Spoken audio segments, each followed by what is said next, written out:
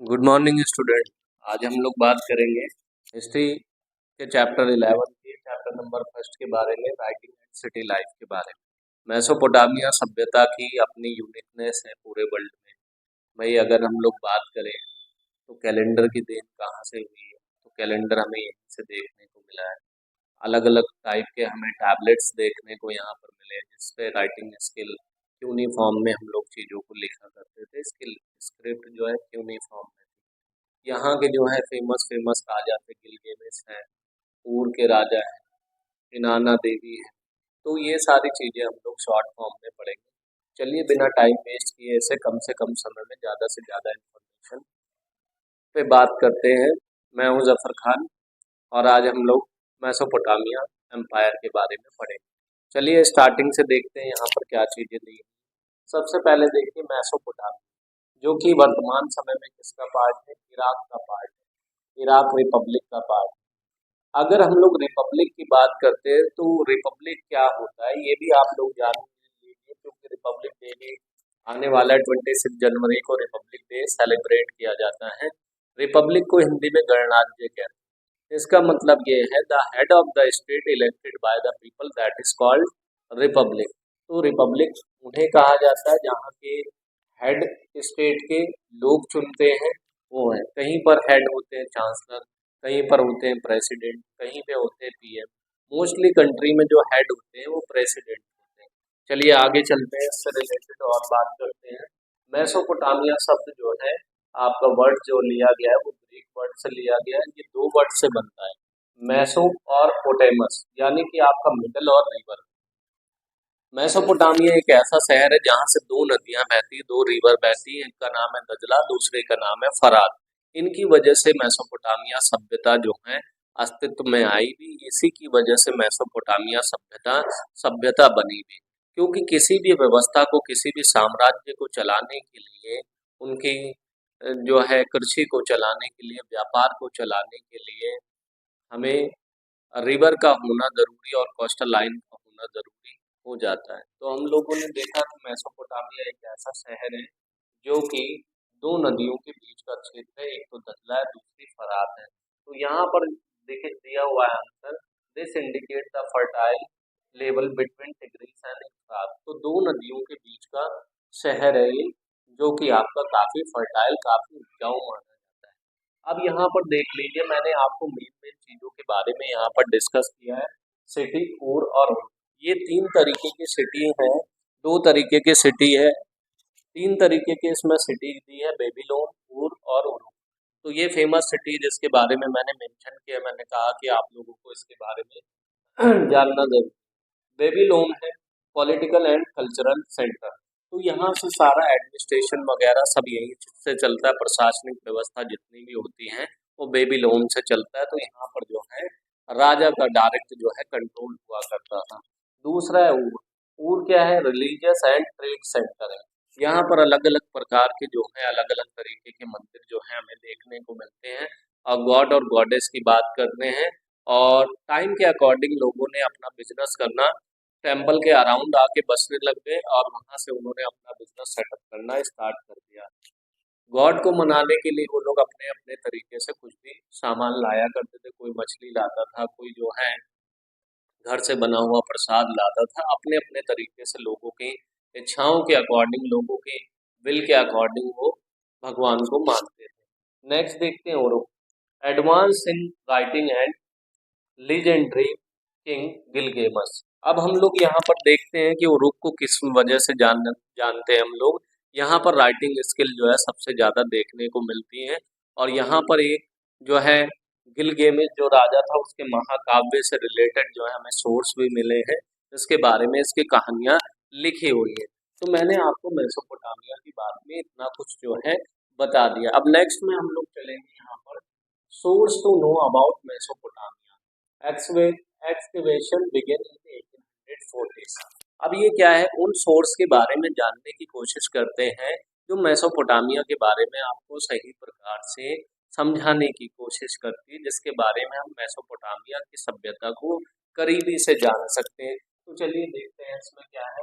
सबसे पहले, और एक और चीज मैं बता दूं, एक्सकवेशन क्या होता है, इसका मतलब होता है खुदाई करना। खुदाई करना, पता लगाना। जब जब कहीं पर भी हम कोई माइंस खोदते हैं या कुछ भी कहीं पे गड्ढा खोदते हैं, तो अगर हमें कोई चीज यूनिक टाइप की मिलती है, तो एएसआई यानी आर्कियोलॉजिस्ट सर्वे ऑफ इंडिया उस पर काम करने लगती है, उसकी जांच पड़ताल करने लगती है। फिर हमें उससे रिलेटेड इंफॉर्मेशन मिलती है कि कौन से टाइम पीरियड का ये है और किस राजा से रिलेट करता है। तो नेक्स्ट में देखते हैं हम लोग क्या है, बिल्डिंग। बिल्डिंग कौन सी, जिगुरेट्स है आपका जो है। अब यहाँ पर ये बिल्डिंग क्या कैसे बनाएंगे, बिल्डिंग थोड़ा सा ऊंची है, जहाँ पर स्टेयर लगे हुए जहाँ पर स्टेयर लगे हुए हैं, आने जाने के रास्ते हैं, बैठने के लिए जगह बना रखी है, रहने के लिए जगह बना रखी है। तो यहाँ पे जिगुरेट्स जो है वो ऊंची सी थोड़ी सी आपकी बिल्डिंग बनाई हुई है। नीचे इसके कुछ नहीं, नीचे चारों ओर स्टेयर रहती है। नेक्स्ट देखते हैं हम लोग क्या है, पैलेस। पैलेस कहते हैं महल को, किसको कहते हैं, महल को। बड़े बड़े राजाओं के महल हुआ करते थे यहाँ पर, तो उसे पैलेस के नाम से इन्होंने इंडिकेट किया। उसके बाद है टेम्पल्स, जैसा मैंने अभी बताया, टेम्पल्स और जो है सरवाइव होने के लिए जितने भी हाउसेस बने हुए थे, उनकी कंडीशन सेम थी, यानी कि उनमें फर्क कर पाना बिल्कुल मुश्किल था। इसलिए जो है हम लोग कहते हैं कि पहले के टेम्पल कुछ घर जैसे ही हुआ करते थे, तो उनका स्ट्रक्चर सेम ही बनाया जाता था मोस्टली।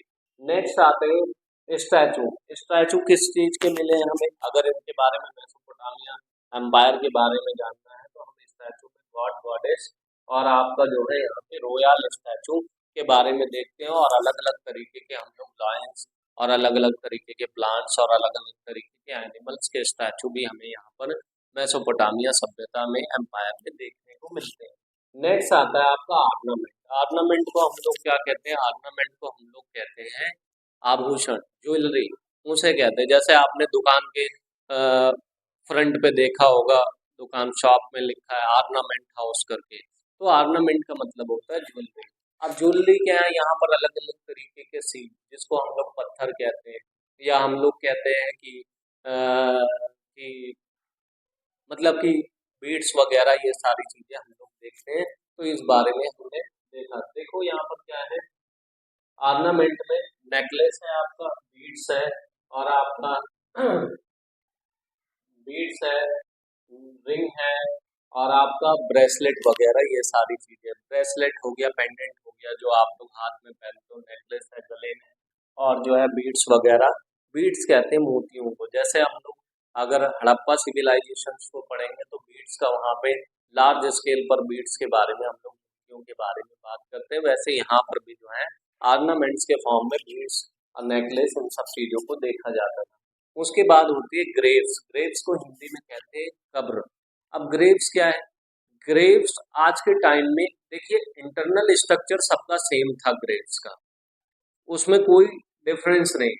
अब इंटरनल उसमें जो है किसी के साथ जो है ऑर्नामेंट्स रखे हुए हैं, किसी किसी के साथ जो है बर्तन रखे हुए हैं, किसी के साथ जो है बड़े बड़े पत्थर या स्टैचू बना के रखा हुआ है। तो इससे सोशल स्टेटस का पता चलता है ग्रेव से, कि वाकई में जो है ये किसी वेल्दी फैमिली के आदमी की कब्र हो सकती है, या फिर किसी राजा महाराजा की हो सकती है। तो ग्रेव्स का पता लगाया, और ग्रेव्स में जब जब हमें कुछ भी चीजें मिली, तो हम उससे सोशल स्टेटस का पता लगा सकते हैं कि ये अमीर पर्सन है, ये गरीब पर्सन है, या पर्टिकुलर रहने वाले लोगों का जो स्ट्रक्चर था उसके बारे में यहाँ पर देखते हैं। चलिए, ग्रेव्स के बारे में मैंने आपको क्लियर कर दिया। सोशल स्टेटस को जानने के लिए जो है सबसे महत्वपूर्ण, सबसे अहम रोल इसने अदा किया। उसके बाद है टूल्स। टूल्स क्या क्या मिले हैं यहाँ पे, वो मिले हैं आपका हैमर मिला है, आपका प्लो मिला है, यानी हल मिला है आपको। ये सारी चीजें आपको देखने को मिली हैं। और कुछ जगह पे लूम्स देखने को मिला है, लूम से कपड़े वगैरह बनाए करते थे वो लूम है। तो स्टाइलस मिला है, और इंक और ब्रश मिला है। इंक और ब्रश का यूज किसमें किया जाता है, मैंने आपको अभी पहले बताया था, यूनिफॉर्म जो है स्क्रिप्ट में लिखी जाती थी चीजें टैब से। टैबलेट कैसा होता था, टैबलेट होता था एक लकड़ी पर आप मिट्टी को गूंद लेते थे, गीली कर लेते थे मिट्टी को, और उसे किसी लकड़ी से, स्टिक से कुछ लिखा करते थे। इसका सबसे ज्यादा यूज होता था एडमिनिस्ट्रेटिव ब्लॉक में और ट्रेड में।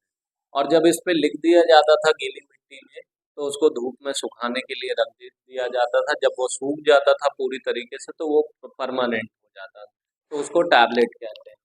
नेक्स्ट है, देखिए यहाँ पे है सील। सील कहते हैं पत्थर का टुकड़ा। जैसे आप लोगों ने देखा रिंग में अंगूठी के अंदर जो है हम लोग कुछ अलग अलग पत्थर को लगाते हैं, रेड कलर का है, ग्रीन कलर का है, तो वो सारी चीजें हम लगाते हैं, तो वो सील है, ज्यादातर सिलेंड्रिकल शॉप में पाया जाता था। तो यहाँ पे ये भी क्लियर हो गया। रिटन डॉक्यूमेंट लास्ट में, तो क्यूनिफॉर्म के टैबलेट और अदर टैबलेट्स के बारे में बताया। इनका यूज सबसे ज्यादा राजा महाराजा और ट्रेडर्स वर्क करते थे, ताकि उन्हें अपने जो है अकाउंट मेंटेन करने होते थे, ट्रेड का बेनिफिट लॉस ये सारी चीजें देखनी होती थी, उसके लिए इसका यूज बड़े पैमाने पर किया जाता था। लिटरेसी टैक्स में क्या है, एपिक ऑफ गिलगेमस। एपिक कहते हैं ग्रंथ को, हम लोग क्या कहते हैं, एपिक एक ग्रंथ को कहते हैं। तो इसमें एपिक के बारे में बताया। एपिक जैसे कोई भी ग्रंथ हो गया, जैसे हमारी कुरान, बाइबल, ये सारी चीजें, ये तो हम लोग कहते हैं कि गॉड की बुक है।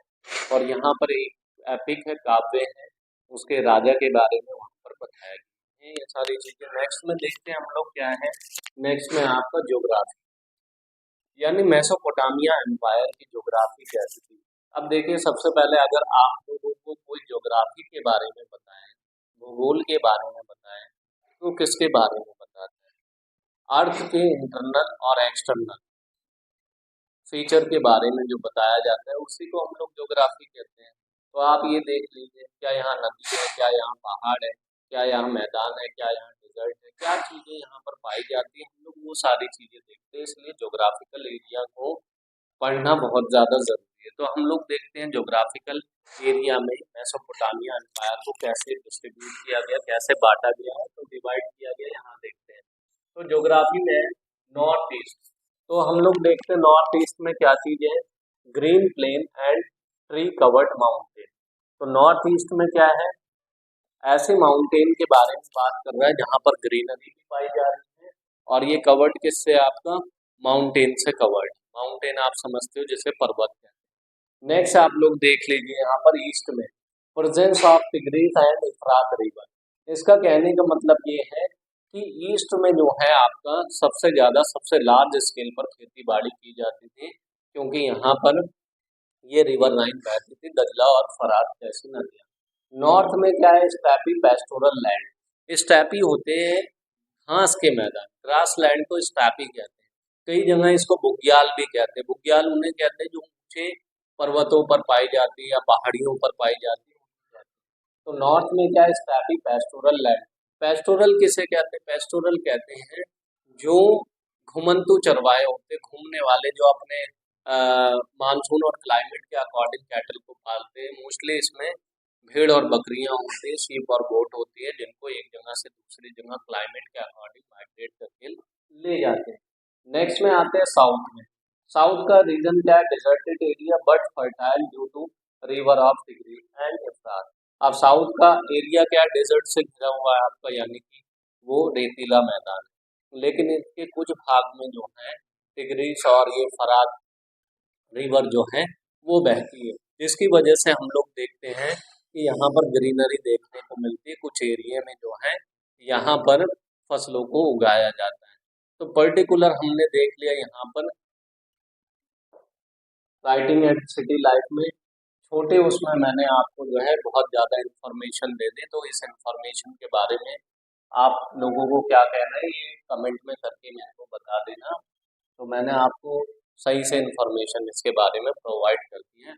आज के लिए इतना काफ़ी। नेक्स्ट क्लास में हम लोग जो है इसके जो है सिटी लाइफ्स के बारे में और इसके रिलीजियस लाइफ के बारे में पढ़ेंगे। नेक्स्ट क्लास के लिए रेडी रहूँगा, आप लोगों को बता दूंगा ये सारी चीज़ें। ओके, धन्यवाद।